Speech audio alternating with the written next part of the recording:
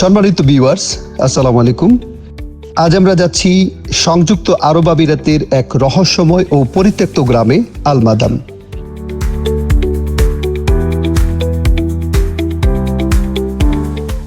এটি যেন একটি ঘুমন্ত ভুতুড়ে শহর, যেখানে সময় থেমে আছে অনেক বছর ধরে।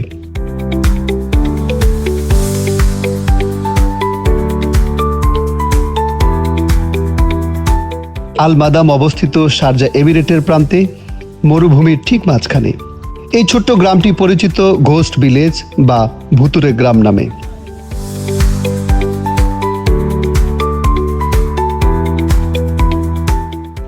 শোনা যায় এই গ্রামে 1970 দশকের দিকে একসময় বসবাস করত আল কেতুবি উপজাতির লোকজন, কিন্তু অজানা কোনো কারণে হঠাৎ তারা এই জায়গা ছেড়ে চলে যায়।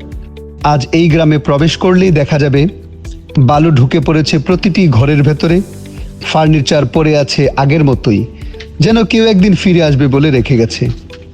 দেখেন এটা কি আশ্চর্যের ব্যাপার, আমি আপনাদেরকে ভিতরে দেখাই। ভিতরে একটু দেখেন,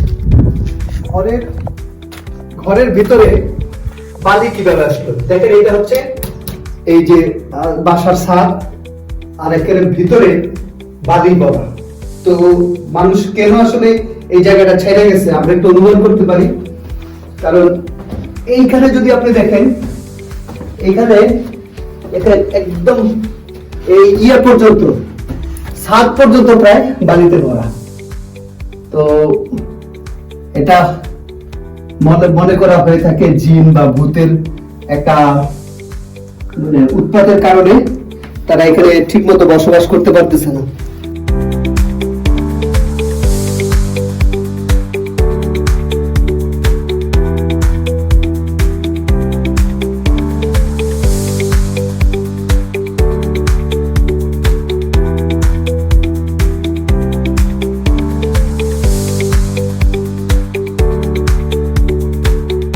অনেকে মনে করেন এই গ্রামে জিনদের প্রভাব বা অতি প্রাকৃত কিছুর কারণে পরিত্যক্ত হয়েছে।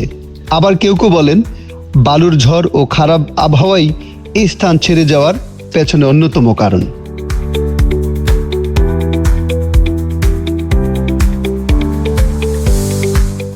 আল মাদাম শুধুমাত্র একটি ভুতুরে গ্রামই নয়, এটি ইতিহাস, কল্পনা আর বাস্তবতার এক অপূর্ব মিশেল।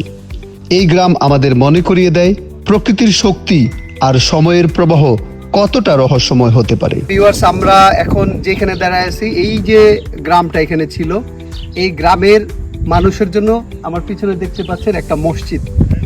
অর্থাৎ একটা গ্রামের জন্য মানুষের যে নামাজ রোজা করবে, ইবাদত করবে, তার জন্য কিন্তু একটা মসজিদও ছিল।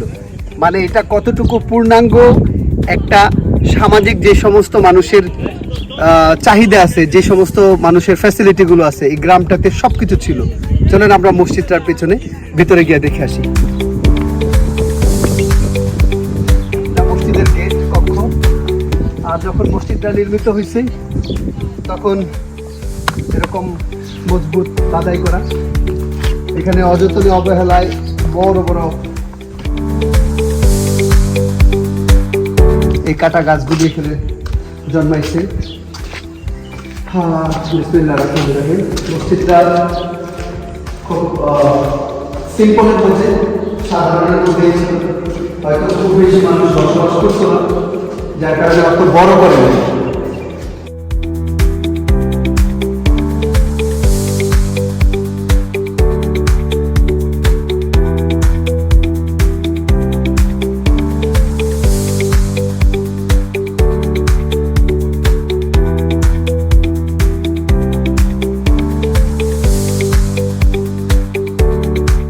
এটা আরো আকর্ষণ করার জন্য একটা ভৌতিক ছবি তুলে দিয়ে গেছে, পিকচার রেখে গেছে।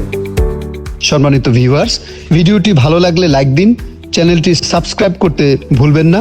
আর এমন আরো রহস্যময় ভ্রমণের জন্য চোখ রাখুন আজহার ট্রাভেলে। সকলকে অনেক ধন্যবাদ। আল্লাহ হাফেজ।